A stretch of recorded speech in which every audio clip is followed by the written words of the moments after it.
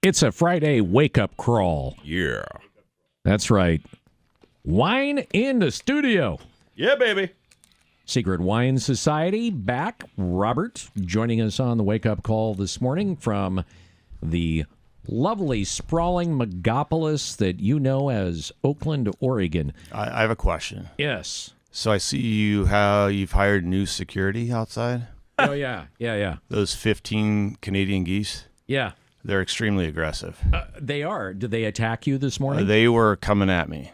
Like, come at me, bro, that kind of thing. So I thought that was your new security detail.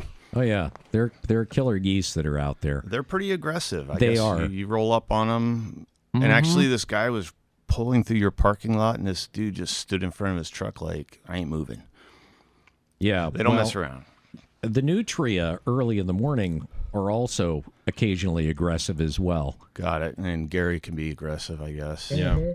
Well, Get I him think some we need to wine. get those geese on the roof. See how they. I don't know, man. Who's going to clean it up? What's the, for folks that are, maybe they haven't listened to the show before, they're just tuning in, maybe they haven't heard one of our segments because of their schedule, whatever reason, give them a brief overview of The elevator pitch? Yeah, the elevator pitch. What is the Secret Wine Society and what makes you different? Basically, we have wines from the entire world that are curated. In other words, there's a 5-year glut of wine right now. If they stop making it tomorrow, you wouldn't notice for 5 years. The problem is the consumer is not in a position to know what's good or what isn't. The marketing people are going to work on them. I taste everything first before it comes in the shop, and it's got to be good for the money. It's got to be good and good for the money. So I basically become your personal wine buyer. We help you find stuff. It's like a YouTube algorithm. If you like this, I know 10 to 20 more wines that are similar in some way, and slowly your palate will broaden. But basically, it's like having, an app in your pocket telling you exactly what to drink, exactly when. Because not only is the wine good, but when is it good? Like, it might be good in 2 years, but I need to buy it now before it sells out, but I won't sell it to you unless you're willing to sit on it. But best question, come in and say, what's drinking great right now? And also considered to be one of the largest wine libraries overall in the state. And when you There's say from, a lot of wine in there. We're working through it. When you say from all over the world, until I went there, I didn't even know that the Canary Islands had wine, and it's grown in like these craters that they dig. It's the weirdest thing ever. It's nuts. Well, here's the thing. So we get people that move in from California, and they retire, they escape California basically, and they're drinking the same stuff over and over again. And I liken it to somebody saying, hey, I got this new iPhone. It's the iPhone 5. It's like, wait, aren't we on like 13, 14, or 15 now? They haven't updated because their phone, essentially, since, 15 years ago? Yeah. A lot of this stuff hasn't been available in the country. They're importing it lately within the last couple of years. So if they think they know wine, they actually don't. They know what they know. And it's actually, in a way, it's not the consumer's fault because they don't want to make a mistake. Somebody invites you to dinner. You don't want to open something disappointing. So they end up buying the same stuff over and over again. We get you out of that loop. All right. We rescue you from wine hell, basically. And they have a great shop in downtown Oakland, which is a historic little town in and of itself.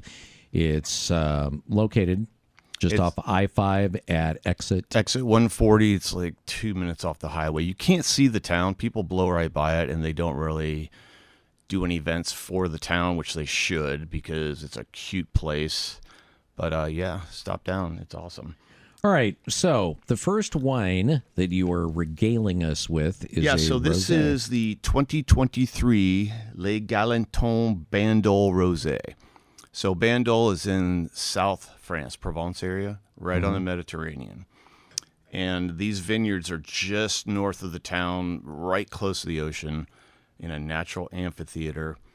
And they're protected on the north by a mountain range, and it just gets very, very warm there. And they're terraced with these river rocks.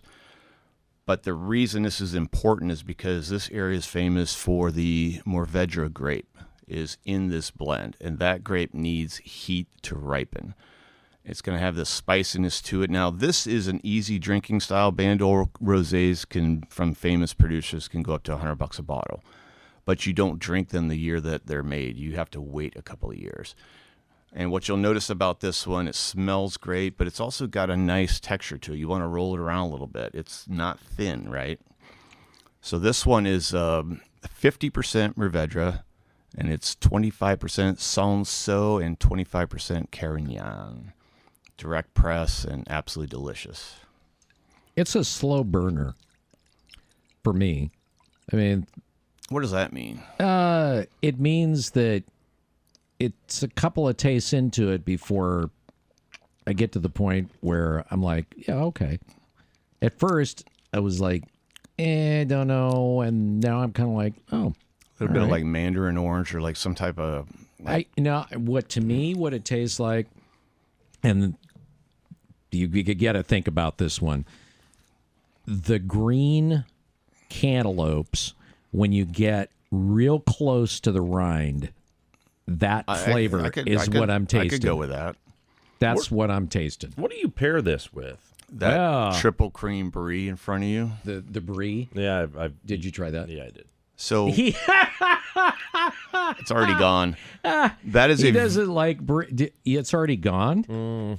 Well, okay, so if you're not a brie guy, this is a triple cream brie, one of the best made in France. I was going to say, for brie, I mean, I'm not a huge fan of brie. It's rich. It's but so this is good. really good. It is rich. Yeah, it's rich and fatty, and it's you need like a goat cheese would be really good with this. You could do some fish. How about a pretzel? Pretzel, we could try it. You never know. Yeah, but you got those weird flavored pretzels that you bring in. Well, I got different ones today. This is garlic and herb. Like I said. So I'm going to give you a red next. Yeah, this goes really well with the brie. Yeah, it's like that's tasty.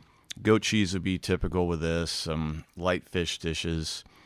Yeah. So Bandol Rosé, and keep in mind, like this retails around 30 maybe. Mm-hmm. That's rare for a Bandol Rosé. That's inexpensive, and they get more structured than this. Like this would be the low end. They get way, like some of them are like these crazy orange colors, and they're way richer. Mm-hmm. But consequently, they're way more expensive. All right, I'm going to hand you this, and then I'll walk this over to Gary. All right. And why don't I hand it over to Gary? Okay, that'll work. That's a heavy pour. You don't have to. Wow. Yeah. All right. Well, that was intended for Bill, actually. But here you go. You can have this one. This is also a pretty heavy pour. Let's do the musical chairs here. Yeah. The musical glasses. There you go. So this one is the 2022 Ridge. They're out of California. Three Valleys, Sonoma County. And this is a blend. And this is 65% Zinfandel, which is why it's not on the label. They need a certain percentage to call it that.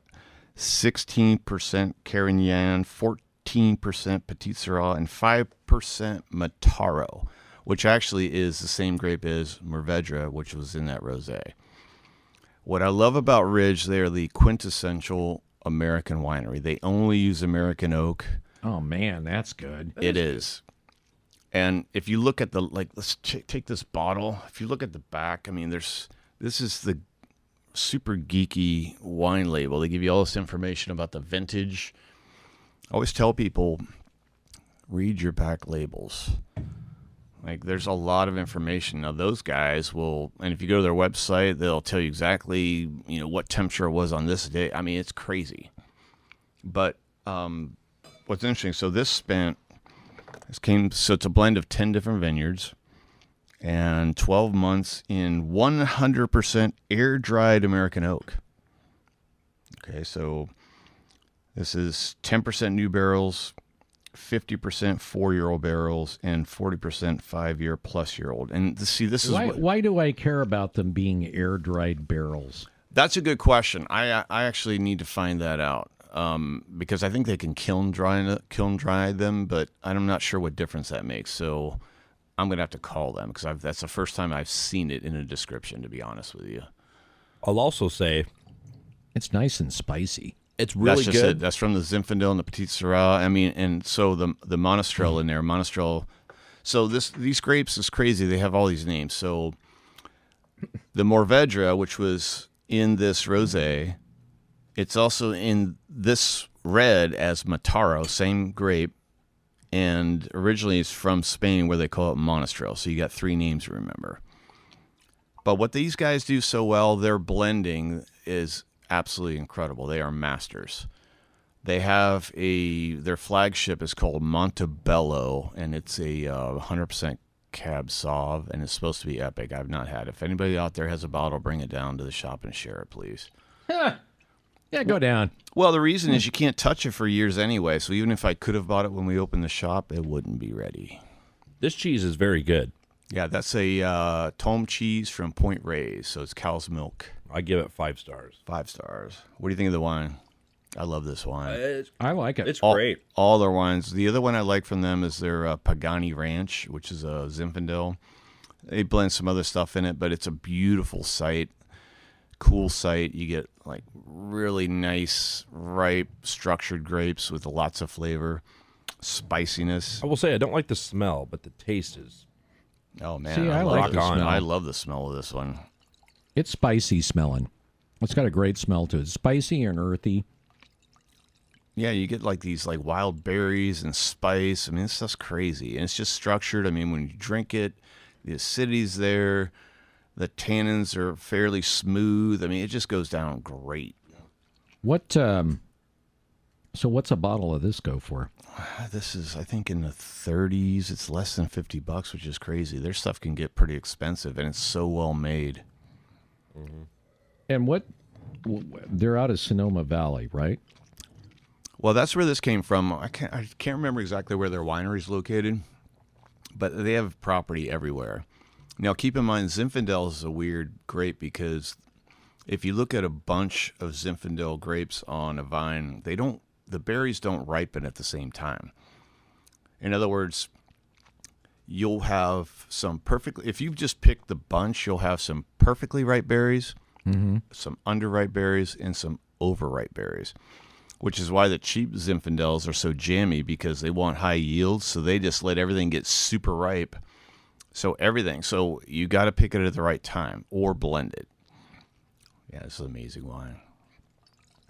We need to go visit them. Ridge is like great. That's really good. All right. Everybody got quiet. It must be good. Yeah. Yeah, we're all sitting here drinking wine. It's the Wake Up Crawl. Welcome to it. Robert from the Secret Wine Society joining us on the Wake Up Call. We're going to take a short break here in a second so we can get to this last one that you brought in. Any events coming up this weekend or not this weekend, but I'm working on getting a very famous pianist in, and I will let you know. I'm going to show you a video after the show. This guy is absolutely amazing. He's won all these awards all over the world. He's anyway, we'll talk more about that, but there'll be a small performance if I can. I'm going to meet him Wednesday, but it'll be epic. Okay. All right. Robert from the Secret Wine Society. We're going to take a break and be back with our final wine. Can I tell him it's an ice wine? Ice wine, yes. Which we'll talk about that. Never it's heard of pretty before. Awesome. It's next here on the Wake Up Crawl. Oh, yeah. It's the Wake Up Crawl. Yeah. Robert from the Secret Wine Society joining us. And final wine. Okay, we're into the ice wine territory. So basically, ice wine is originally German. And what they do is the grapes are harvested very late when they're super ripe. And it's not done every vintage. It has to be super cold, certain temperature. And what they do is they let the grapes freeze on the vine. And then they'll go out like 3 or 4 in the morning with mitts on and pick these grapes, take them into the winery, frozen, press them while they're frozen. So what happens, all the water in the form of ice is left behind, and so you get this very sugar-rich, viscous juice. That's why this is sweet. Now, this particular winery is in Canada. They're called Inniskillin, and this is their... It says here, Niagara State. This is the 2021 Vidal ice wine. Now, ice wine typically in Germany is made from Riesling. And Vidal is, like I mentioned off air, it's a hybrid grape, and it's very cold hardy. And strangely enough, so looking up this winery, they got the first winery license in Canada after Prohibition. And Prohibition ended like in 1920, and they got their license in 1975. So I'm not sure what the problem was. This was the first winery to open after Prohibition? Yeah, in 1970. Isn't that nuts? Now, in fairness, like Canada isn't like, because it's so cold. Now they do have wine growing areas now, but it's not like a traditional. It's not warm enough. But for ice wine, like this is just north of Niagara Falls, and they have a ton of stuff. The one I want to get, they have a Cab Franc sparkling ice wine, which sounds completely nuts. Anyway, this is thick, not quite syrupy, but in the ballpark, and it smells amazing. It's like honey. That liquid honey, it is. Yeah, it's like liquid honey, and with I don't know what kind of blue cheese this is, but this is Neil's Yard Dairy Stilton, and it's amazing. So with this one, with that sweetness, you either pair sweet with sweet or sweet with salt. And in this case, I didn't have anything sweet with me, so we're doing salt. But that's an amazing cheese. It really is. And it's got those nice little crystals in it that I love. So I would say like the best ice wine in the world is German. Mm-hmm. You can't really buy it. The last time I had one, I was living in Hawaii, and they had this janky like grocery store called Foodland. And they had this wire rack full of these like frosted small bottles like this one. I'm like, what's that? It says German ice wine. I took one home and I was like, oh my God, this is amazing. It was $16 because it was marked down. Nobody knew what it was, right? Mm-hmm. I went back the next day and bought all of it. But I've never seen another German ice wine since. Now, you can get one in a tiny 187 ml bottle for like $100, but you don't get a lot. It's very rare to see one. If you see, or if you go to Germany, look for ice wine and bring it back. I'll buy it from you.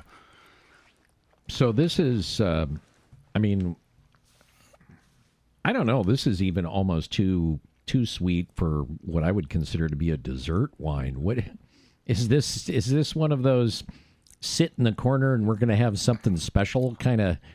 Here's a treat. It's a sipper. What you'll find when you have, so these are sipping wines like ports and things like that. So when I have tables in and they're all rock star partying and like pounding the table for wines, that's how it happens. When you move them into a dessert wine, you can kind of see it's like a landing and like that, the soft, slow descent, and they get quieter and start talking and pontificating. So it's a wine to sip. Like, Gary's quiet. He should be pontificating more. It's sweet. What is, but think about it. Like, how does it smell, right? Like, it literally smells like you said, liquid honey, only better. Yeah. Mm-hmm. So I imagine you're having a hard time with the cheese because I know you don't like the. You're not a cheese guy? guy? I'm not a big blue cheese guy. Man, I don't know. I did try it. Wasn't that one of the requirements for employment here? That was one of the things that we left off the contract. He's pretty good on the internet, but the blue cheese thing is a deal breaker. Yeah, for him. See, I love this stuff. Typical. But I'm one of those guys that, like when we walked into this amazing cheese shop in Wisconsin, I had to ask, what is your stinkiest cheese? I want your stinkiest cheese. And it was, I always thought that, you couldn't, there's a couple of different cheeses. I didn't think, you couldn't get any worse than those. Well, some people like intense flavors. I do. And some people can't handle them. You got to work up to intensity. It is an intense Stilton. For sure. It is. I mean, that is in your face. I'll bring some crazier cheeses and stuff in the future. We're working Gary up. I don't want to scare him away. So, you said that the German ice The ones ice wines can be super expensive. What does something like this from Canada go for? That's probably going for around $80. And part of the reason I would imagine for the price of that is because, because the process makes sure that there's no water in it and eliminates the water. Well, correct. It's like you get less of this stuff. Yeah, your yield is less, and also you can't really automate. It has to be handpicked. You can make a cheap ice wine, but they just toss these grapes in a freezer. It's not the same. So the real deal is always going to be expensive, very low yields, hand-picked, so you got a lot of labor. The cheap stuff is not going to taste as good. They just, like I said, they just freeze it, but that's not the same. Yeah, and even the bottle itself is smaller than... Correct. You'll never see this in like ice wines in a 750. Usually they're going to be in a 375. But they're well worth it, and you don't need a lot. This is so rich. This is a lot. You sound like you're pounding glasses of this. It's weird saying, yeah, this is a really filling wine, but it's true. And it's rich, and man. Well, if we have too much, we'll need some insulin injections anyway, so you got to be easy on it. All right, Secret Wine Society. For folks that have never been there, you go south on I-5 and... Exit 140, stop in. I become your personal wine buyer and give you the goods. All right, and he'll show you what's good. And you've got some pretty interesting cheeses in there. You also have some sake. And soup. Quite a bit. Yep. And I've got some crazy cheeses right now that we'll bring in. I haven't cracked into them yet. All right. Sounds good. The Secret Wine Society in the house. We're out. Have a great weekend. Go down to the Secret Wine Society and get a glass. Cheers. Or 3. Cheers to all. Have a great weekend. Have a great weekend. We'll see you Monday morning, bright and early, 6 a.m. We're out.